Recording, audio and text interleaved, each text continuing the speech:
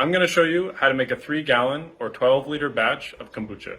First, put 8 liters of water into your fermenter. Next, boil 4 liters of water.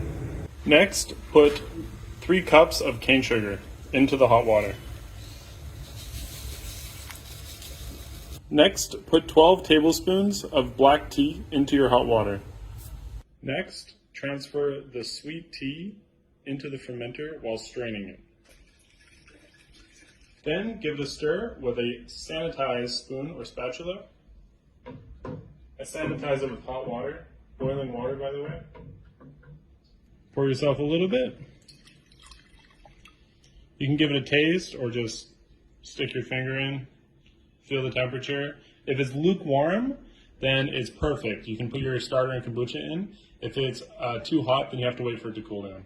Now I'm just going to dump it all inside. So for the starter kombucha, you want it to be around 10%. So I usually leave mine at 2 liters from the last batch, but you can use 1.5 liters is fine too. Next, put an old t-shirt over top. Make sure it's clean.